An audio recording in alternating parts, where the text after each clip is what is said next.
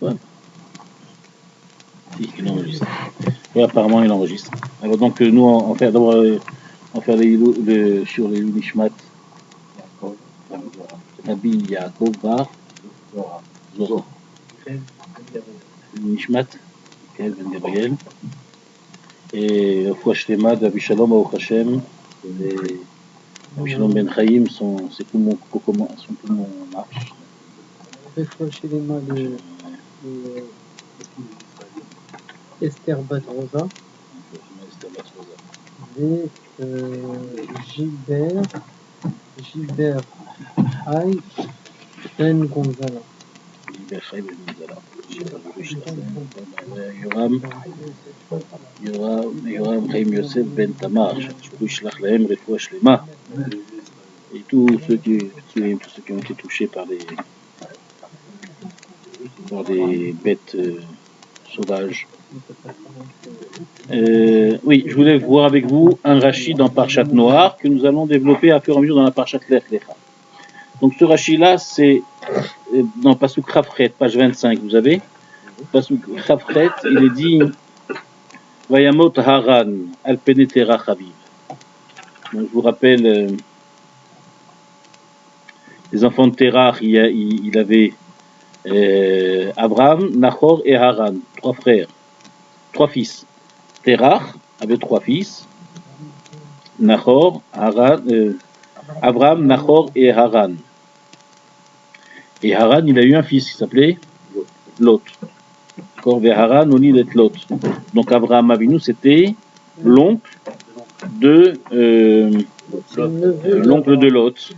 Et comme Haran va mourir dans les conditions qu'on va voir tout de suite, donc Abraham Avinu est devenu son père adoptif et c'est lui qui a pris en charge Lot, qu'il a éduqué et qu'il a rapproché.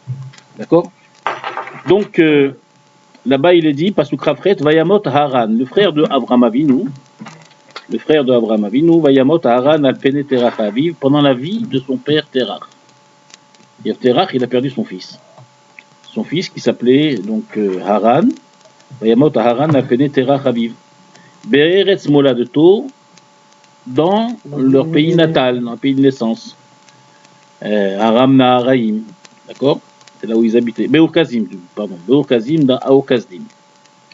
Ur-Kazdim, c'est une ville qu'on a surnommée la fournaise de Kazdim. La fournaise de Kazdim. D'accord? Donc, Haran est mort pendant la vie de son père. Rachid nous explique pourquoi. Qu'est-ce qui s'est passé? Il est mort jeune, plus jeune que les autres. Qu'est-ce qui s'est passé? Rachid nous explique Alpen et Terach Aviv. Et Rachid nous dit Bechaye Aviv. Terach, page 25. Bechaye Aviv. Terach est mort pendant la vie de son père. Ou Midrash Agada, Yesh Omrim, et Midrash Agada explique. Yesh Omrim, il y en a qui disent She'aliede Aviv Med. Il est mort à cause de son père. Alpen et Terach Aviv, ça ne veut pas dire pendant la vie de son père seulement.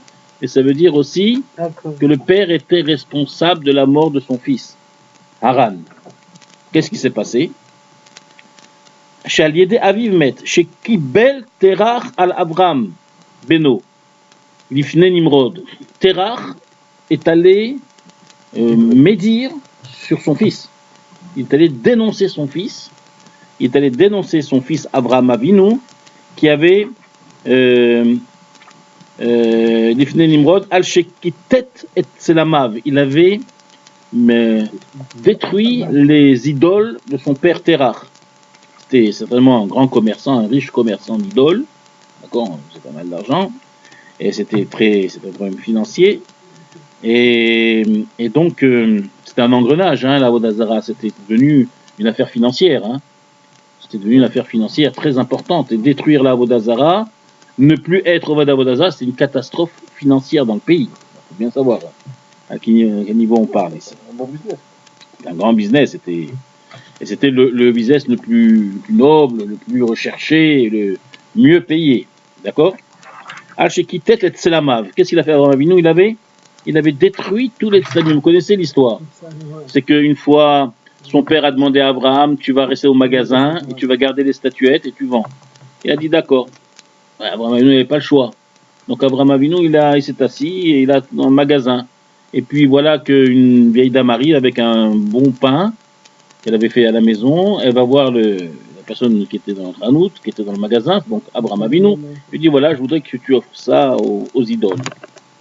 Mais Abraham Avinu lui dit mais tu me donnes ça. Tu sais très bien qu'une idole ça mange pas. Il a des yeux, ça voit pas. Elle a un nez, ça respire pas. Elle a des oreilles, ça entend pas. Elle a une bouche, ça mange pas, ça parle pas. C'est très bien, c'est mieux que moi. Alors elle s'est mise en colère, etc. Et tout. Abraham Avinu dit bon d'accord, écoute. Alors je vais lui donner ce compte sur moi. Et voilà que son père il revient, il voit le magasin tout détruit, tout par terre en morceaux. Alors quand le père lui demande à Abraham qu'est-ce que tu as fait, ben, il a dit ben, c'est une dame qui a apporté un pain, qui a tenu à tout prix à ce que je lui apporte le pain aux idoles. Je l'ai apporté, je l'ai présenté devant une idole. Les autres n'étaient pas d'accord pourquoi je l'ai présenté à elle. Elles donc elles se sont disputées jusqu'à ce qu'elles se sont détruites. T'es rare. C'est pas à moi que tu racontes des bêtises pareilles. C'est très bien que c'est pas possible que tu me racontes ça.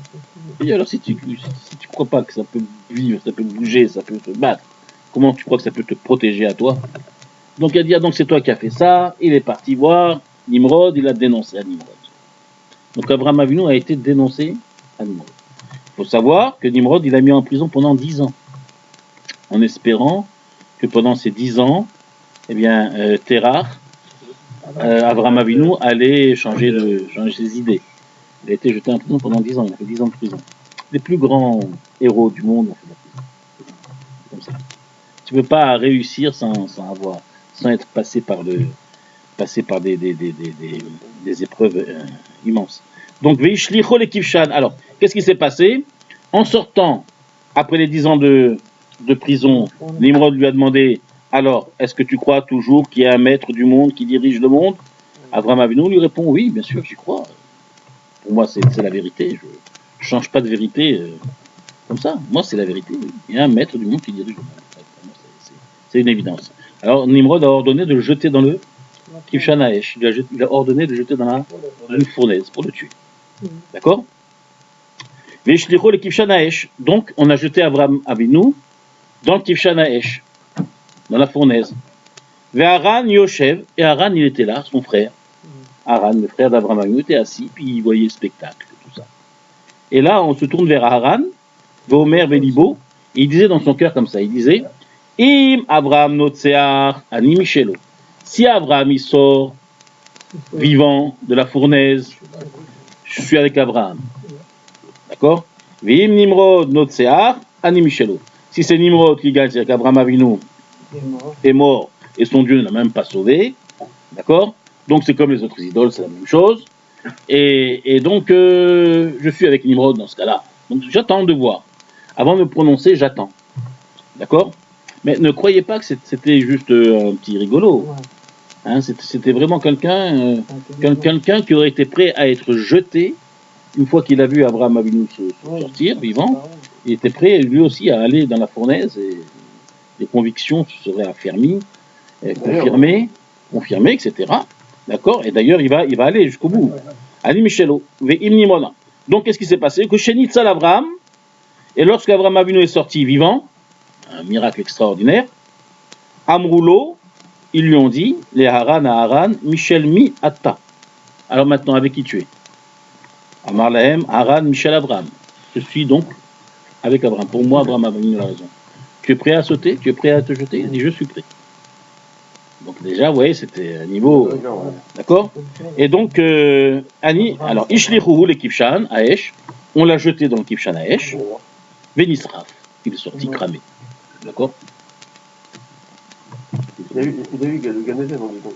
Oui, bien sûr. Vezeu Urkasdim. Et c'est pour ça que cette ville s'appelait Urkasdim. Moi, je vous ai dit Aram Naharaim, c'est la ville où est né Abraham Avinu. C'est en Irak, hein, c'est après la Russie, c'est très haut, vers le nord, comme ça, nord-est. Et donc, cette ville-là, Aram Naharaim, elle a un surnom, on l'a nommée Ur-Kasdim, la fournaise de Kasdim. D'accord? Et cette fournaise de Kasdim était devenue très réputée, c'est là où on avait jeté Abraham Avinu, où Abraham n'a pas hésité à se jeter.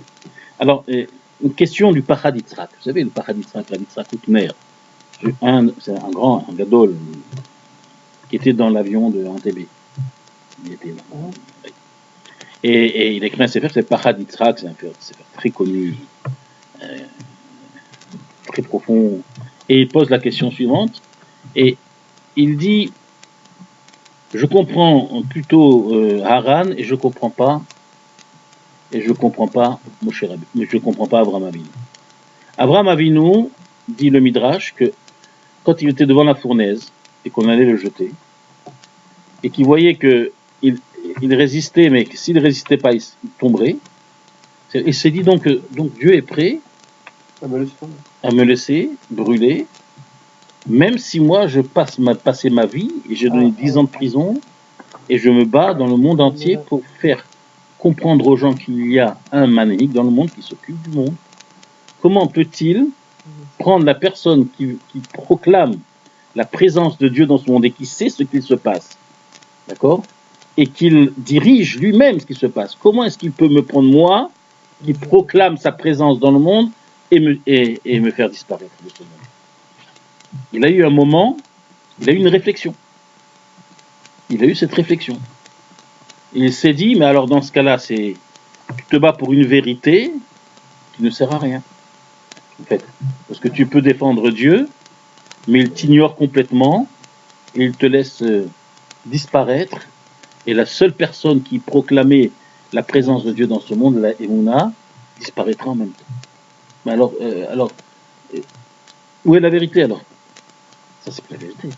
Quand elle n'a plus de conséquences dans la vie, une vérité, alors est-ce que c'est encore une vérité? Par exemple, quelqu'un qui échoue dans une île perdue, il n'y a que des perroquets et des singes. Il n'y a rien d'autre. D'accord? Vous voyez Shabbat prendre son verre et faire qu'il Pourquoi? Pour les perroquets et les singes et les éléphants. Hein? Ah, pour lui. Mais attends, mais elle n'a aucune. Ce qu'il fait n'a aucune conséquence dans le monde dans lequel il vit. Est-ce que c'est encore une vérité? Donc il a eu ce doute, le Midrash nous dit. D'accord? C'est le sage qui dit ça, c'est les Chachamim qui dit ça. Abraham Avinu, il a eu une réflexion voltairienne. Il dit que Dieu existe, mais qu'il n'est pas. Il a eu une réflexion comme ça, il s'est dit donc, s'il est prêt à ce que je meure, parce que je vois c'est moi qui résiste, sinon je tombe, je brûle. D'accord? Donc il est prêt à détruire, à faire disparaître la seule personne qui proclame la Emouna. Alors que Haran, quand il dit j'y vais, d'accord? C'est quelque chose, pour lui c'est une conviction à 100% que Dieu, on voit bien qu'il est là en train de diriger. Il n'a pas brûlé. Or lui il brûle. Donc lui qui meurt pour la vérité, une vérité qui s'est manifestée dans le monde, et Abraham Avinu était prêt à mourir, et d'accord, pour une vérité qui n'avait plus aucune conséquence, qui n'avait plus aucun sens. Ça c'est la question de Rav Yitzhak Koutner dans Pachad Yitzhak. Hein? Ah si. C'est ça la grandeur de Haran. C'était pas n'importe qui, Haran. C'est pas n'importe qui. Harry dit des choses, grandes choses sur Haran aussi. Non, hein? Parce qu'il a fait des calculs. Il n'a pas été comme Abraham. Oui, mais Haran est allé. Il avait Emouna sans preuve. Haran, il avait Emouna avec des preuves. Il avait sur quoi s'appuyer. Mais en même temps, il y a été tout seul. Je le comprends bien. Alors qu'Abraham n'avait pas sur quoi s'appuyer. Il n'y avait que sa propre conviction. Et il a fallu qu'on le pousse. Alors pourquoi mourir pour une vérité qui n'a plus de sens, À quoi bon vivre si c'est pour vivre dans un monde de shaker? Non, mais je veux dire, à partir du moment et pire que ça, il demande. Pour lui, il était prêt à tomber et être jeté et mourir. Oui. Donc après quoi? Après cela, on aurait dit, vous voyez, le Dieu pour lequel il se bat ne l'a pas protégé. Donc c'était un risque pour lui de laisser derrière lui cette conviction comme quoi il n'y a pas de Boré Olam. Parce que s'il y avait un Boré Olam, il aurait protégé la personne qui se bat pour lui, logiquement. Ça, c'est logiquement. Il avait peur de brûler et que finalement ses paroles soient fausses. Mais bien sûr, parce que je vais renforcer l'idée que le salut Raboutner, c'est la question. Et il répond une réponse qu'il faut comprendre, qu'il faut développer. Et il dit que la vérité, c'est quelque chose d'inconditionnel. La vérité, c'est quelque chose qui ne dépend pas de la logique. qui ne dépend pas forcément. Une vérité, c'est une vérité. La logique, eh bien, si elle marche avec, tant mieux. Si elle ne marche pas avec, la vérité reste une vérité. C'est-à-dire, même si Abraham Avinu meurt, tombe dans la fournaise, brûle et meurt, la vérité est toujours la même. Akadosh Baruch Hu emané gaolam. Seulement, on se dépasse notre logique. Oui, mais en même temps, le monde qui va rester vivant, ils vont dire oui. Tout à fait, mais est-ce que ça va toucher quelque chose sur la vérité? Non. C'est ça que Raboudner répond. Ça ne touche pas la vérité. La vérité, c'est quelque chose d'inconditionnel. Par contre, la vérité de Haran était conditionnelle. C'est ça toute la différence. C'est-à-dire que tu es prêt à me protéger, je suis prêt à sauter. C'est la condition. C'est une condition, c'est un calcul. Tu es prêt à me protéger, je suis prêt à sauter. Tu n'es pas prêt à me protéger, je ne saute pas. Donc sa émouna, sa vérité à lui, sa conviction, c'est quelque chose de conditionnel. Je te crois en toi à condition que. Or, Abraham Avinu était prêt à prouver et à montrer, était prêt à mourir, même si tout ce qui aurait suivi, on comprend que ça aurait été peut-être fini, d'accord? Bon, mais ça, c'est plus son affaire. Et donc, lui, ce qu'il voulait faire, simplement, c'est de dire, je suis prêt à mourir pour la vérité, inconditionnellement. C'est ça la force et la grandeur d'Abraham Avinu. Inconditionnel. Mourir pour une vérité, même si elle n'a plus de sens, plus de logique. La logique, le sens, c'est pour ce monde. La vérité, ça dépasse le monde. Vous comprenez? C'est ça la grandeur d'Abraham Avinu. Vous comprenez? Et donc, ici, nous avons à cet moment précis, en ces deux mots de la Torah, Be'ur Kasdim. Be'ur Kasdim, dans la fournaise de Kasdim, en vérité, ici, la Torah nous dévoile le gène de la grandeur du Ham Israël qui survit de façon inconditionnelle. Je m'explique. David Ameler, il dit Hachem Tzilcha. Dieu, c'est ton nom. Hachem Tzilcha. Dieu, c'est ton nom. Qu'est-ce que ça veut dire? Ton nom. Je suis là où tu es. D'accord, ça veut dire quoi? Il me suit. Plus que ça. Ça veut dire que il aura la même relation que j'ai avec lui. Il aura exactement, c'est mon reflet, il aura exactement la même relation que j'ai avec lui. Si j'ai une relation avec lui inconditionnelle, qui dépend de rien, 100%, eh bien, Akadosh Baruch Hu aussi, sa relation qu'il aura avec nous, ce sera sans condition. Ça veut dire quoi? Même le jour où je ne mérite pas, même le jour où il n'y a aucune raison qu'il me protège, eh bien, je te protège quand même. Pourquoi? Parce que toi, le juif, tu es prêt à garder et rester dans la Emouna de façon inconditionnelle. Même si tu ne comprends plus comment Dieu peut faire de tellement grandes catastrophes, de tellement grands génocides, de tellement grands tsunamis, de tellement grandes maladies, de tellement grandes guerres, de tellement grandes catastrophes dans le monde, je ne comprends pas. Comment Dieu il laisse faire? Où était Dieu? Prenez la question. D'accord? Bonne question. Bonne question. Tu ne comprends pas? Ça ne change pas la vérité. Je crois quand même, je suis ma'amine quand même. Moi, je connais des juifs qui ont vu les pires atrocités et qui ont continué à dire je suis ma'amine be'emunah shelema. Ce sont des ma'aminim d'Abraham Avinu, inconditionnels. À son tour, Akadosh Baruch Hu est prêt à avoir une relation avec ces hommes-là de façon inconditionnelle. Même si il n'y a plus aucune logique que Dieu me protège. Je dévie complètement, je déraille complètement, je ne suis plus à la hauteur, je ne suis plus un tzaddik, je ne suis plus rien du tout. Akadosh Baruch Hu le garde quand même.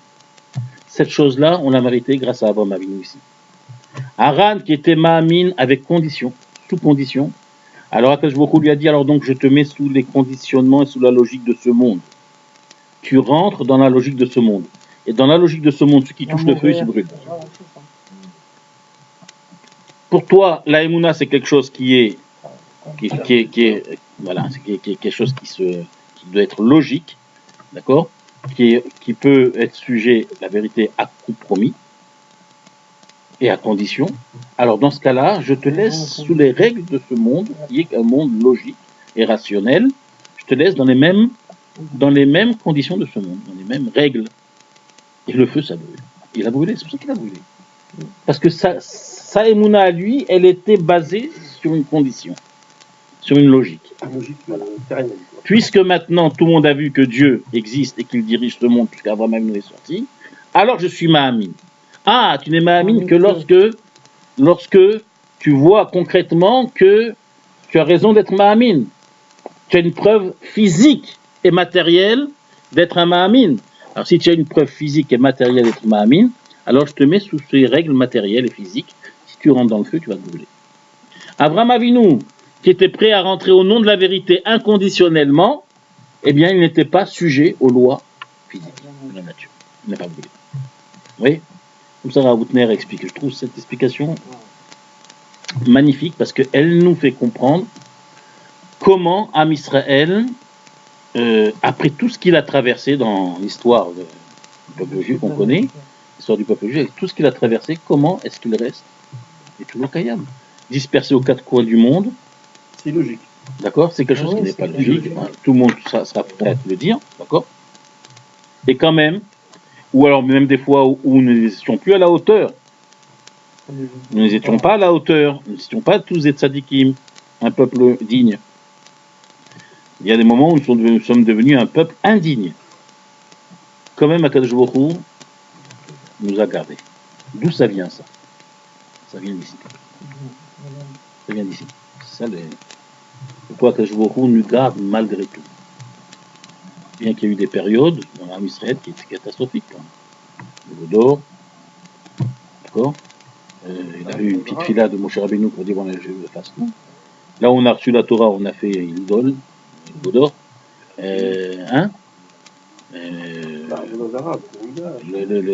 Le chiisme, la majorité d'Israël était idolâtre, etc. Donc en tous les cas, l'amour qu'a Dieu pour nous est inconditionnel. D'accord? Ça, c'est la force. Et à travers toute la paracha de l'Ech Lecha, c'est ce que la Torah veut nous montrer. La Torah tient à nous montrer vraiment ça de façon très forte. Et regardez, dès qu'on rentre dans l'Ech Lecha, d'accord, la Torah ne nous dit pas d'où il vient, cet Abraham. Oui, il nous dit d'où il vient. Qui est son père, qui est sa mère, où il était, point. Mais est-ce qu'on nous dit qu'il était tzaddik? Noach, on nous dit tzaddik, Ayab, et Dorotav, d'accord? Donc on nous présente Noach comme étant un homme juste. Donc Akadosh Baruch Hu l'a choisi pour sauver l'humanité. Très bien. Mais Abraham, il arrive, pitom. L'inconnu. C'est l'inconnu qui arrive et qui Akadosh Baruch Hu ne jure que par lui, ne s'occupe que de lui, le protège et l'agrandit et le bénit, etc. Mais qui est Abraham Avinu? À part les deux mots Ur Kasdim, la Torah ne nous dit pas que c'est un tzaddik. Vous voyez, je trouve ça va. La Torah ne dit pas que c'est un tzaddik. Parce que justement, la relation entre Dieu et Abraham, tzaddik ou pas tzaddik, vous comprenez? Tzaddik ou pas tzaddik, c'est pas ça qui va déterminer est-ce que Dieu va être avec lui ou pas. Puisque la relation d'Abraham Avinu envers Dieu, c'est inconditionnel, même si je sais que je vais être jeté et donc il y aura plus de suite. Je garde cette vérité, automatiquement que je vous prends la même chose. C'est pas comme Noach. Noach, on a dit Ish Sadik Tamim Ayab et Dorotav. La Torah, avant tout, la Torah, elle nous fait parfois un coup de balai, vous voyez, on donne un coup de balai au néon, puis hop, il s'arrête net. Parfois, un coup de balai, c'est pas mauvais. Et donc, mais le Karcher, c'est déjà plus propre. Hein. Mais, qu'est-ce que j'étais en train de dire? Et dès qu'on blague, on perd le fil. Hein. C'est pas grave, on est enregistré, mais les gens ils rigolent avec nous. C'est bien. Donc, c'est ça la grandeur d'Abraham Avinu, c'est celui qui est inconditionnel et donc par conséquent qui ne cherche pas Dieu à son tour. C'est pas comme pour Noach, on a dit, pour Noach, on nous le présente avant, bien que c'était un homme sadique, tamim, d'accord, parfait, intègre, juste, d'accord. Mais c'est marqué et à Elohim italer Noach, avec. Alors qu'Abraham Avinu c'est marqué Noach marchait, il marchait avec Dieu. C'est-à-dire, c'était côte à côte. Donnant. Voilà, côte à côte. Ça veut dire, voilà, tu me protèges, je ne bouge pas.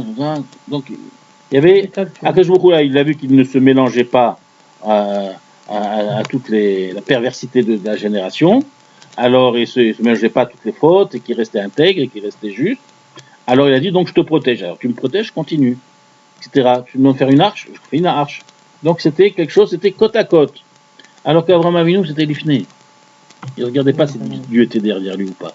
Pour lui c'était aveugle. C'était de façon certaine que Dieu est derrière moi ou qu'il n'est pas derrière moi, qui me sauve intact, qui me sort intact de la fournaise ou qui ne me sort pas intact. C'est derrière moi ça. Moi je suis au-dessus de ça. Je dépasse ça. Je dépasse cette chose-là. Vous voyez? Donc c'est pour ça qu'on ne nous présente pas Abraham Avinu. Pour nous dire qu'en fait, c'était plus une relation parce qu'il est tzaddik, alors que je va le bénir, comme on va le voir. On a dépassé ce stade-là. C'est ça la différence qu'il y a entre Noah. C'est la Kavana, je pense, dans Sefer de Paradis Tzrak. Et là, regardez, on nous dit, dans l'Ech Lecha, Akadosh Baruch Hu lui dit, quitte ton pays. Normalement, logiquement, oui, on peut servir Dieu partout. D'accord? Ici ou là-bas, moi je suis Mahamine partout. Que je suis Mahamine à droite, au nord du globe, au sud du globe, à l'est ou à l'ouest, d'accord? Je suis Mahamine. Qu'est-ce que ça va changer que je m'en vais? Non, Akadosh Baruch Hu lui dit, ne cherche pas à comprendre. Et il ne cherche pas à comprendre. Abraham, effectivement, ne cherche pas à comprendre. Akadosh Baruch Hu lui dit, va-t'en, quitte ton pays. Je veux pas que tu me serves ici, je veux que tu me serves ailleurs. Il s'en va. Pour lui, il n'y a pas de différence servir ici ou ailleurs. Regardez toutes les néfachotes, etc. Et comme on nous dit, il a pris avec lui. Il a pris avec lui toutes les néfachotes, toutes les personnes qu'il avait converties, qu'il avait ramenées à la émouna, à la croyance. D'accord? Il avait ramené des centaines et des centaines de jeunes avec lui. Et donc c'est quelqu'un qui travaillait sérieusement, Abraham et Sarah d'ailleurs, les deux. D'accord? Puisqu'on dit et nefashot asher asu becharan. Les nefashot qu'ils ont ramenés, les êtres qu'ils ont ramenés, ils ont, c'est pas qu'ils ont. Donc lui et Sarah, ils ramenaient des gens à la Torah. Donc c'est ici ou ailleurs. Ils ne cherchent pas à comprendre, ils prennent leurs affaires, ils quittent. Alors regarde ce que la Torah nous dit. La Torah nous dit trois choses. Tu vas aller vers la terre, donc je vais te montrer trois choses. La Torah nous dit Ve'esecha le goy gadol. Je ferai de toi un grand peuple. 1. 2. Va'avarechecha. Et je te bénirai. Et 3. Va'gadela shemecha. J'agrandirai ton nom. D'accord? Trois choses il lui promet. La première chose, c'est qu'il va devenir, c'est-à-dire qu'il va avoir une descendance, de lui il sortira un grand peuple. Deuxièmement, qu'il sera béni, qu'il aura la réussite partout, tout ce qu'il fera, il réussira. D'accord? Vagadla Shemecha, tu auras la renommée. Tu seras quelqu'un de renommé. Partout où on parlera de toi dans le monde, hein, que chaque père il dira à son fils, comme il dit Rashi, chaque père dira à son fils, c'est bien que Dieu il te rende comme Abraham, que tu deviennes comme Abraham. La renommée, il avait déjà. Hein? Oui, bien sûr, mais ça, en quittant au Kasdi, mais en marchant des semaines et des mois, il va arriver dans Eretz Kenaan où personne ne le connaît. D'accord? Alors c'est ça justement. C'est que Rachid nous dit errer, ne pas être stable, ne pas avoir un endroit fixe, ne pas vivre dans un endroit et s'installer, mais errer un peu partout, marcher, voyager, ça fait perdre trois choses. Premièrement, on ne peut pas avoir beaucoup d'enfants, donc on ne peut pas s'imaginer de laisser derrière nous une grande descendance. Hein? Deuxièmement, on perd sa renommée. Et troisièmement, on ne peut pas réussir, on change à chaque fois. Chaque fois que tu changes de place, tu ne peux pas réussir. Pour réussir, il faut travailler, tramer pendant des années, des années. Faire sa place, comme on dit. Hein? Comme on dit, se faire sa place. Se faire sa place, exactement. Donc, voyager, ça détruit ces trois choses. Et Akadosh Baruch Hu lui dit, regarde, moi ce que je veux montrer au monde, c'est ça. C'est ce que je veux montrer au monde. Je veux montrer au monde que toi, tu vas errer, le juif errant, d'accord? Et tu vas réussir. Et tu vas te multiplier. Et tu vas avoir une renommée. Quoi qu'il arrive, même si je te demande d'errer un peu partout. Voilà. Sans savoir où il va. Encore une fois, comment Akadosh Baruch Hu va se conduire avec Abraham Avinu? Tu t'en vas, tu quittes, alors je peux te servir ici. Attends, regarde, la yeshiva que j'ai montée, t'as vu cette yeshiva là? Une yeshiva où on émite palel, où on prie, où la émouna elle sort de cet endroit-là, etc. Tout le monde connaît, tout le monde vient, je vais tout fermer et je m'en vais. Mais imagine, demain, il y a des juifs qui viennent, il y a des gens qui viennent et qui veulent connaître, qui veulent apprendre un peu. Et ils vont trouver une porte fermée. Et qu'est-ce que je vais faire, moi, là-bas, à 10 000 kilomètres? Personne ne me connaît. Il va falloir tout reconstruire. Au contraire, je vais perdre. Je vous l'ai dit, regarde. Moi, je te fais une chose. Ta renommée, elle va être encore plus grande. Ta réussite va être plus grande. Et ta descendance sera plus grande. Tout à fait l'inverse de la logique. Voilà. Vous voyez? On est tout à fait dans le même, dans la continuation de ce qui a marqué à la fin de la parashat Noir. Et regardez, Rashi nous dit, prenez Ve'esecha legoy gadol dans Rashi. Deuxième ligne. Les filles chez Aderer Goremet Lishlosha Devarim. Parce que les voyages, ça cause trois choses. Mema etet Piria Verivia. Évidemment, on a moins d'enfants. On n'est jamais à la maison. Ou Mema etet et Amamon. Parnassa, on ne peut pas faire sa place, comme on a dit. Et Hachem. Et c'est Memaet, le Shem, ça diminue la renommée. D'accord?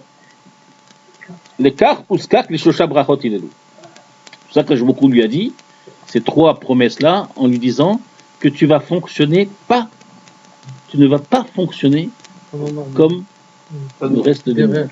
Comme le reste du monde. Tu ne vas pas fonctionner comme ça. Vous voyez comment ça marche chez nous? Ça marche comme ça chez nous. Tout à fait à l'inverse du monde entier, ça fonctionne. Aujourd'hui, on se défend pour ne pas se faire assassiner. Nous sommes les agresseurs. C'est ça. D'accord? Et ceux qui sont les agresseurs sont des victimes. Ça fonctionne. Et Israël est condamné. Personne ne parle de la condamnation. Personne ne condamne l'agression palestinienne. Personne. D'accord? Vous voyez comment ça fonctionne? Tout à fait à l'inverse de la logique. Nous sommes le peuple, on nous compare à ce poisson-là, d'accord, que quand il nage dans le sens du courant, c'est qu'il est mort. Quand il nage à contre-courant, c'est qu'il est vivant.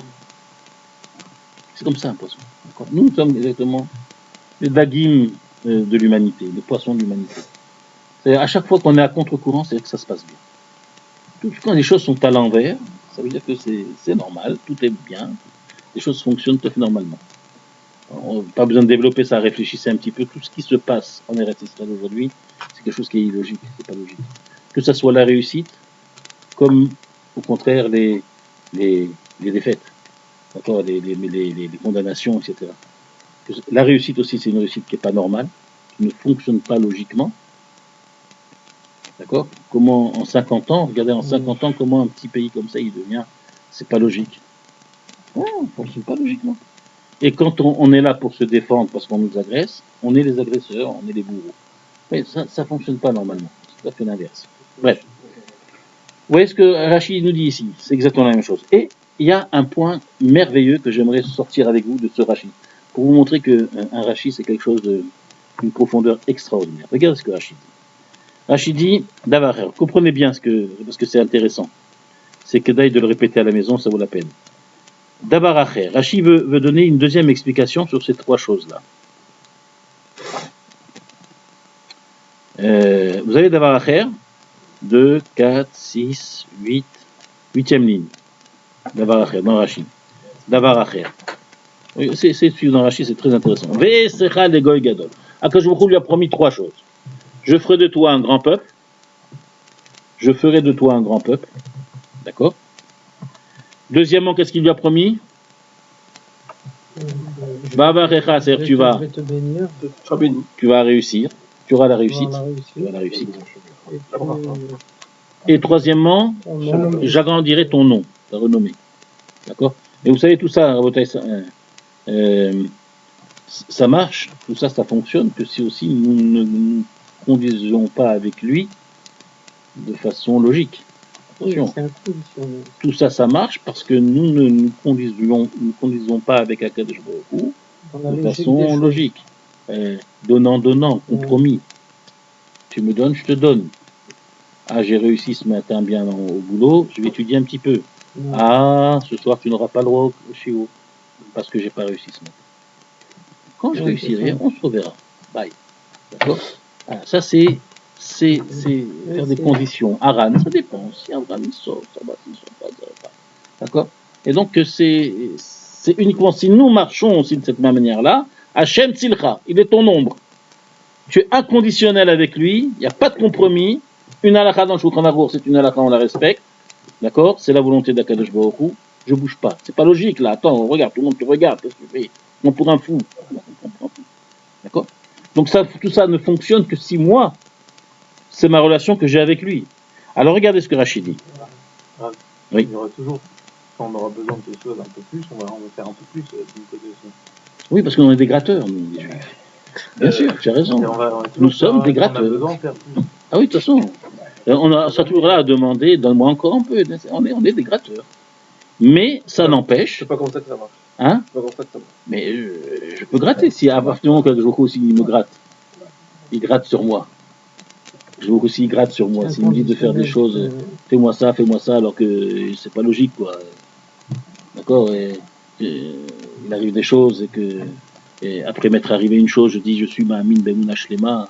D'accord? Un garçon comme Abishalom qui va se relever et qui va, d'accord, avec les épreuves qu'il a et tout, il accepte les missionnotes, il accepte les épreuves.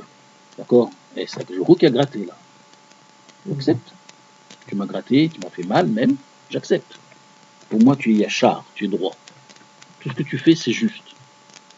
C'est un grand homme, ça. Oui. Si nous sommes capables de réagir comme ça, on se fait renvoyer par son patron, on se dit, on ne s'évoque pas contre Akadosh Baruch Hu. On se dit pas, qu'est-ce que tu me fais, là, tu m'aimes pas, etc. Et puis, ça, pendant quelques jours, quelques semaines, on est fâché avec le bon Dieu. Ça peut arriver, ça, Chas v'Shalom. Non. Ça, ce qui m'arrive, c'est toi, ça ne me touche pas dans ma émouna. Ça ne me touche pas dans ma émouna. Je reste fort. Voilà. C'est une grandeur. Si on fonctionne comme ça, alors effectivement, lui aussi va fonctionner comme ça. Regardez Rabotai. Alors, je voudrais mettre le doigt sur une chose de très beau. Regardez. Ve'esra le goy gadol. Alors, il y a trois choses. Hein. Je te ferai de toi un grand peuple. Un. Je te bénirai. Deux. Et je te donnerai la renommée. Trois. D'accord? Rachid dit Ve'esra le goy gadol. Je ferai de toi un grand peuple. C'est ce qu'on dit Éloqué Abraham. Quand on dit Éloqué Abraham, on fait allusion à cette promesse. Je te ferai de toi un grand peuple. Après, c'est marqué Vavarechecha. Je te bénirai. D'accord? C'est ce qu'on dit, Rachid nous dit, c'est ce qu'on dit Éloqué Yitzhak. Vagadela Shemecha. Et j'agrandirai ton nom. C'est ce qu'on dit Éloqué Yaakov. Ces trois choses, en fait, ils correspondent à trois témoignages. Trois témoignages. Quand Akadosh Baruch Hu accomplit ce qu'il a promis à Abraham Avinu de lui rendre un grand peuple, qu'on est parti à 70 en Égypte, on est sorti à 600 000, d'accord? Et parce que chaque femme a couché de plusieurs à la fois, une bracha extraordinaire, d'accord? Et ça va, Ve'esecha le goy gadol, je ferai de toi un grand peuple. Oui, eh bien, quand on voit ça, eh bien on dit ça, c'est Éloqué Abraham. Quand on voit Babar Echecha, la réussite d'Israël, dès qu'on les attaque, dans le désert, on les a attaqués, ils ont gagné les guerres. Alors que ce n'étaient pas des soldats, ce n'étaient pas des militaires, c'était un entraînement, c'était des esclaves. Ils baissaient la tête. D'accord? C'est aussi un miracle extraordinaire. Eh bien, on dit Éloqué Yitzhak. Ça correspond, quand on voit ça, on dit Éloqué Yitzhak. Et quand on voit la renommée d'Israël, aussi tellement que tout le monde parle d'Israël, etc., dans le bien, d'accord? Cette renommée-là, c'est ce qu'on dit Éloqué. Vagadela Shemecha. Akadosh Baruch Hu, il a promis d'agrandir le nom d'Abraham Avinu. C'est-à-dire que ce n'est plus le Avram. Il est devenu Abraham. Avhamon Goyim. C'est en vérité le père de beaucoup de nations. Alors, quand on voit Abraham Avinu, il est connu chez les chrétiens, chez les protestants, chez les musulmans, chez les juifs, même chez les bouddhistes, on parle d'Abraham Avinu, mais d'une autre manière, etc. D'accord? Sans comparer, évidemment, parce que ça, c'est des Avodah Zara. Oui, mais Abraham Avinu, il est partout. Rachidi, c'est ce qu'on dit Éloqué Yaakov. Quel rapport Éloqué Yaakov. Pourquoi le fait d'agrandir le nom d'Abraham Avinu, ça nous fait implicite, on dit Dieu de Yaakov, Dieu d'Israël, Dieu de Yaakov. Alors écoutez, vous allez comprendre ce que ça veut dire. Dans les Avot, Abraham, Yitzhak et Yaakov, combien il y a de lettres? Abraham, Yitzhak, Yaakov, combien de lettres? Abraham, 5, Yitzhak, 4, d'accord? Et Yaakov, 4, 13, d'accord? Ça fait 13. 13, c'est Echad. 13, Echad. Aleph, Chet, Dalet. 1. D'accord? Pourquoi? Parce que Echad en hébreu, c'est Aleph, Chet, Dalet. La valeur numérique des 3 lettres, ça fait 13 aussi. Donc, le nombre de lettres qu'il y a dans Abraham, des patriarches, Abraham, Yitzhak et Yaakov, il y en a 13. 13, ça fait une allusion au Echad, unique. Donc, ils nous apprennent, Abraham, Yitzhak et Yaakov nous ont appris l'unicité de Dieu, que Dieu est un. Sarah, Rivka, Rachel, Léa, combien il y a de lettres en tout? Sarah, Rivka, 4, Rachel, 3, Léa, 3. Ça fait 13. Ça fait 13 aussi. D'accord?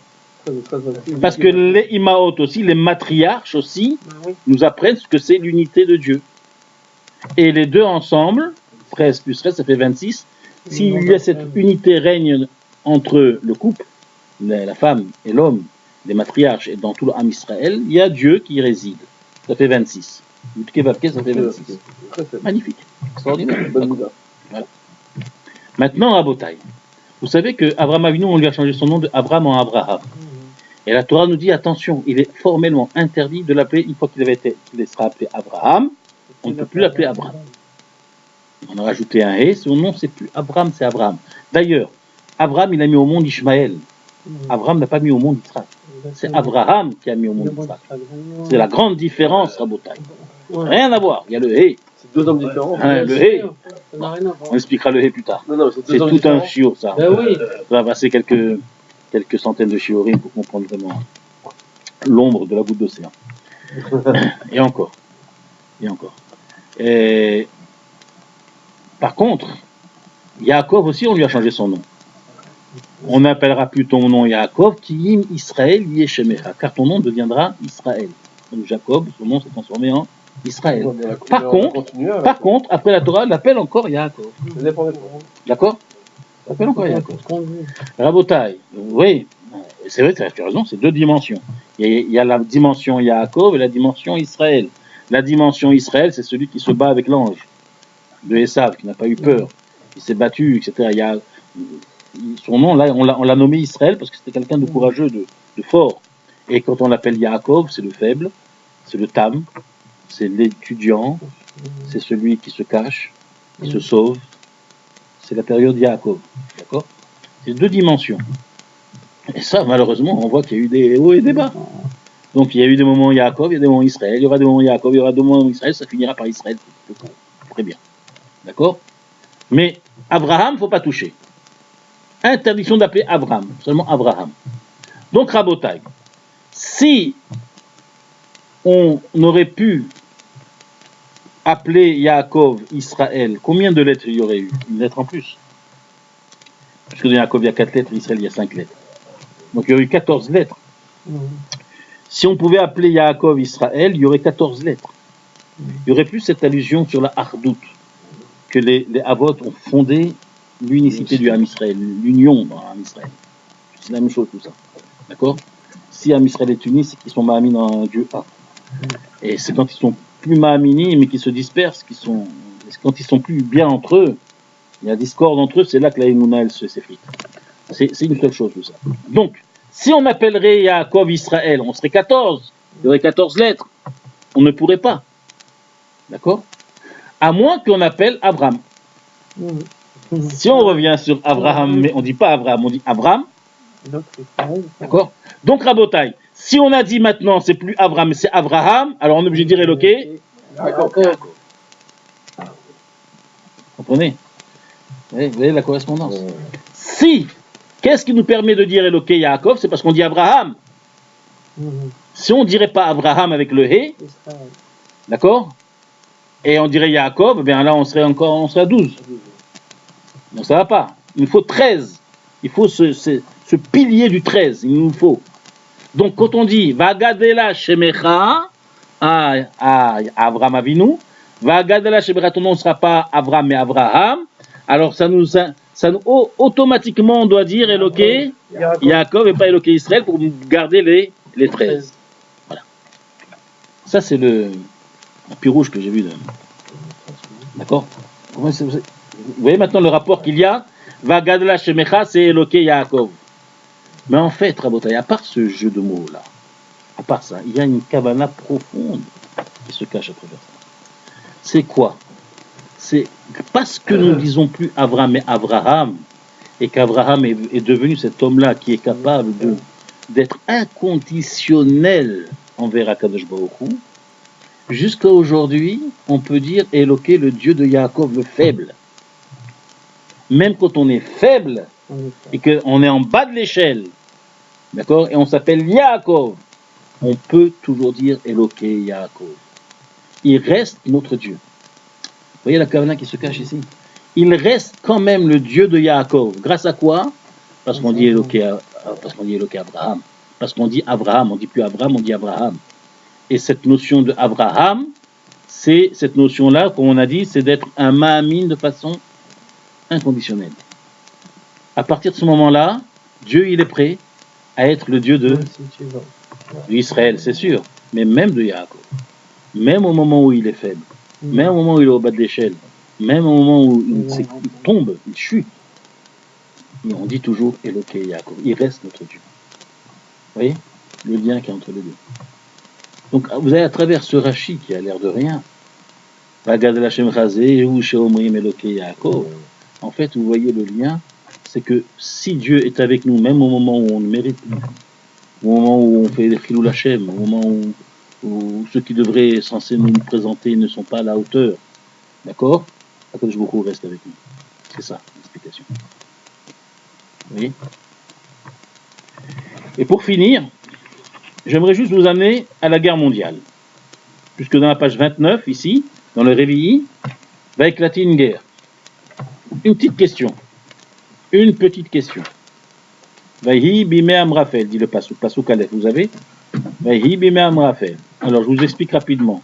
C'est la première guerre mondiale qu'il va y avoir de l'histoire. 5 rois qui vont se battre contre 4 rois. Ils sont tous cités ici. Ils sont tous cités. D'accord? Apparemment, ça a l'air d'être quelque chose qui ne touche pas Abraham Avinu. C'est une guerre entre, si vous savez, Amraphel, Melech Shenach, Ayor, Melech Elassar, la Torah nous donne les noms de chacun, tous des Rechaïm, tous des pourris. Tous. Dans leur nom même, tu vois la révolte. Tu vois la révolte. Rashi prend chaque nom et il le découpe. Il nous montre comment, on va pas s'attarder là-dessus, mais c'est des noms vraiment de pourris. D'accord? Des gens qui ne voulaient qu'une seule chose, c'est de détruire cette notion de Dieu dans ce monde.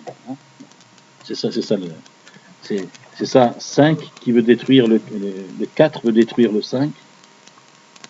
Vous savez ce que ça veut dire? Le nom des lettres. Le 5, c'est le monde, ce monde-là. Vous savez pourquoi? Behi Barham.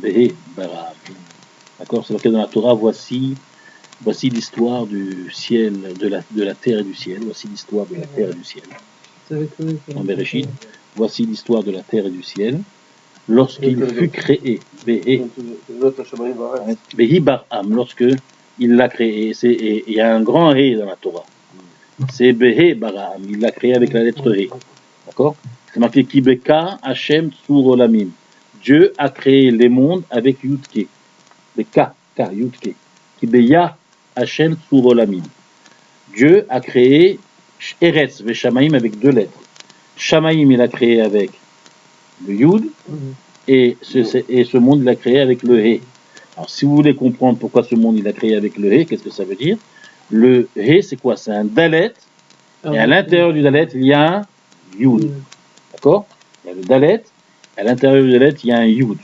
Dalet, ça représente les 4 points cardinaux. Donc, le monde. D'accord? Et le Yud, ça représente le spirituel, Dieu. Yud. D'accord? Et donc, le chiffre 5, ça représente quoi? Eretz Veshamayim unis ensemble. C'est Eretz Veshamayim unis ensemble. Or, les 4 rois voulaient détruire les 5 rois. C'est-à-dire qu'ils voulaient se débarrasser du Yud. Hein, après la Kabbalah, c'est ça le sens. Ils voulaient se débarrasser du Yud et être que Dalet. C'est-à-dire l'éparpillement, comment on dit ça? L'éclatement, la séparation, la division, les 4 points cardinaux, c'est tout ce qu'ils voulaient, ce qui devait régner. La marloquette, le contraire de Dieu qui est un. D'accord? Bon, c'est l'allusion ici qu'on nous parle. Mais en tous les cas, l'initiateur de cette guerre, qui était-il? Très bien. D'où on voit, c'est pas marqué. Nimrod. C'est pas marqué. Celui qui a déclenché toute cette guerre mondiale, c'est Nimrod. Où il est?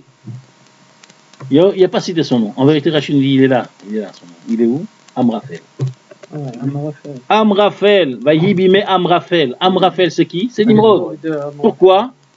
C'est celui qui a dit Amar Poul, faites-le tomber. Amar Poul. Poul, tombe. D'accord? Tombe. Amar Poul. En parlant d'Abraham. Poussez-le. En parlant d'Abraham. Oui, le premier qui a dit poussez-le, c'était Nimrod. Hein. D'accord? Vous connaissez ça? Vous ne connaissez pas. D'accord? C'est une blague, poussez-le. De Gaulle a dit je suis au bord du précipice. D'accord? Il y a quelqu'un qui dit poussez-le. En réalité, c'est déjà Nimrod qui avait déjà dit ça à Abraham Avinu, poussez-le.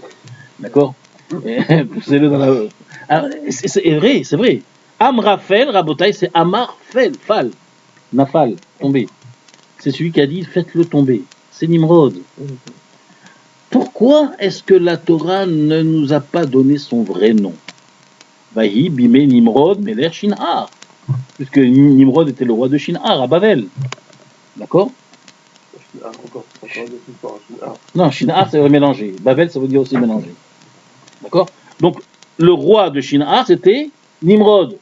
Rachid nous dit, c'est Nimrod, Amraphel. Amraphel que la Torah elle parle, c'est Nimrod. D'accord? Alors pourquoi la Torah n'a pas donné son nom directement? Vayib, il met Nimrod. Mais l'air Shin'ar. Vous comprenez la question? Pourquoi la Torah n'a pas dit Vayib, il met Nimrod? En fait, ici, à mon avis, la Torah, elle veut nous dévoiler quelque chose. Elle veut nous dévoiler qu'à chaque fois, le centre de tous les conflits dans le monde entier, le centre de tous les grands événements du monde, c'est toujours Abraham qui est au centre. En vérité, cette guerre-là, elle a été organisée pour piéger Abraham Avinu. Ils ont déclaré une guerre, c'est devenu une vraie guerre mondiale, en espérant qu'Abraham Avinu allait se mêler de cette guerre pour pouvoir le tuer, cette fois-ci.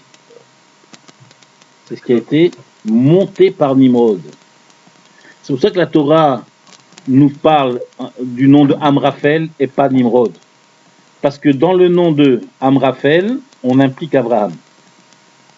C'est-à-dire que pour nous annoncer cette guerre, celui qui a dit de faire tomber Abraham a déclenché la guerre avec un tel et avec un tel.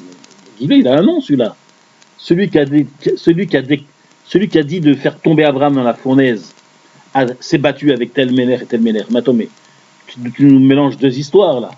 Parle-nous de la guerre, point final.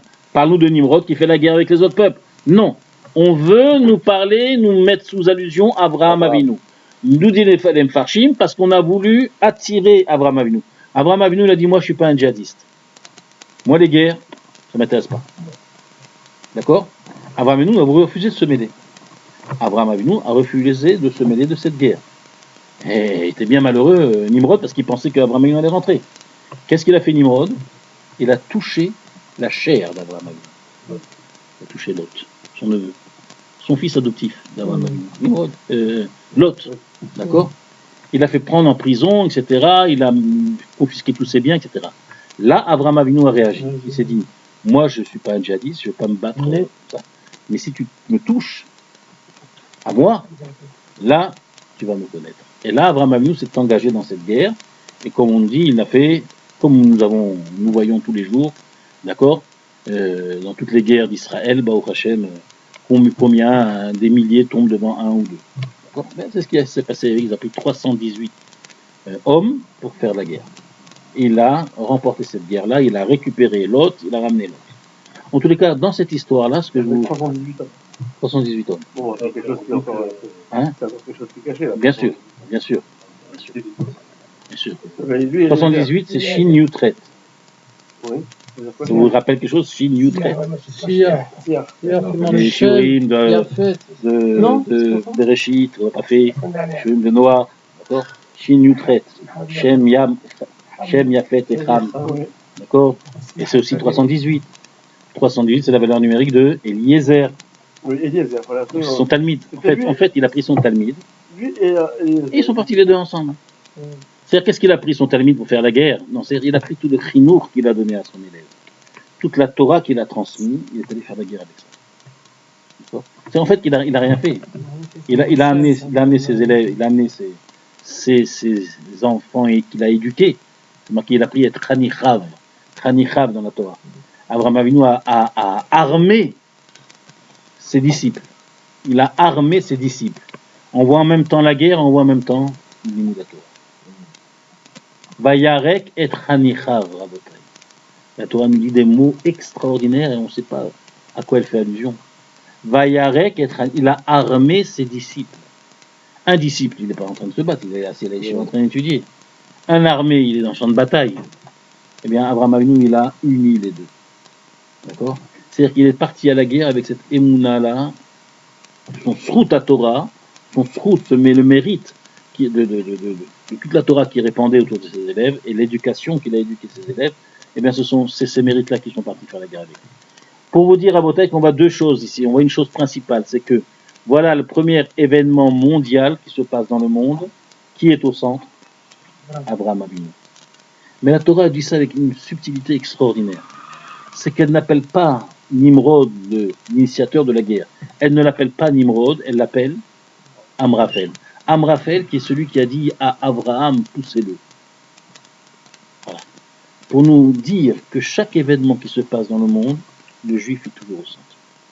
C'est ce que nous voyons.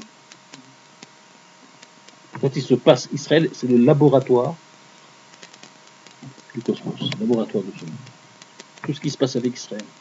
Vous verrez que dans quelques temps, on verra des gens attaquer au couteau en France. Amen. Oui, oui. Enfin, c'est dire amen ou pas amen, mais c'est malheureux. C'est malheureux de dire ça. Mais je veux dire que ça passe par, tout passe par chez nous. Non, nous, Cette guerre-là qui a éclaté, elle a son but. C'était toucher Abraham Avinu. Parce qu'il y a eu déjà un conflit entre Abraham et Nimrod. Ils ont voulu éclater. Ce conflit qui était entre deux personnes, deux hommes, d'accord, que Nimrod n'a pas voulu casser l'économie de son pays en revenant sur l'idolâtrie. Revenir sur l'idolâtrie, c'est de casser l'économie du pays. C'est clair et net. Donc Nimrod n'a pas voulu.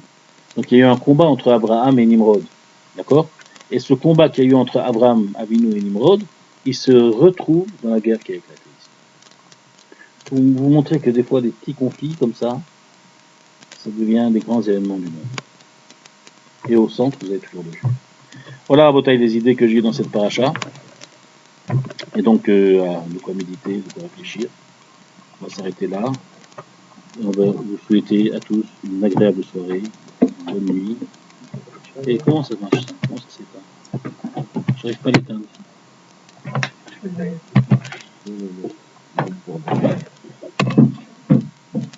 On les tire. Mmh. On les tire dans le... Oui, mais j'arrive pas à l'éteindre. Comment on fait? Ah, ça y est. Ça y est. J'espère que ça a pris, hein. Voilà, Rabotai.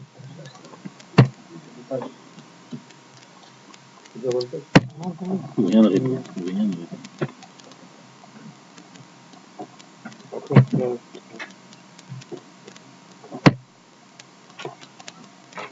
Non, ça continue, hein, ça continue.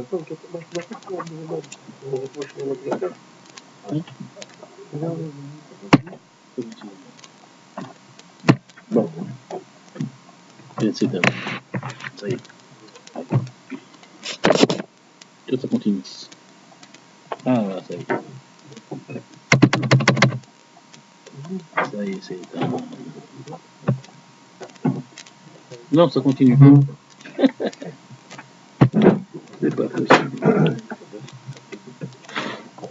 là-bas, très là-bas. Non, parce que... Allez. C'est qui nous fait arbitre à vos têtes?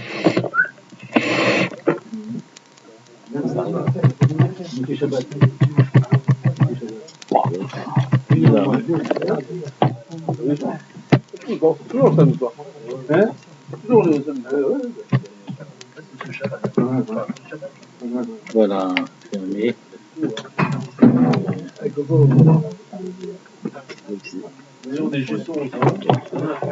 Ça y est, ça y est. Non, non, non. Pas partir. Allez, arbitre à vos tailles.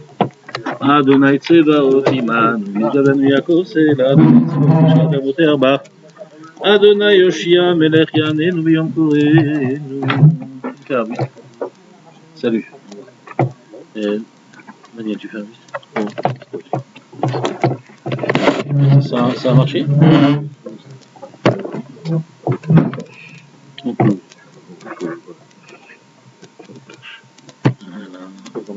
Normalement.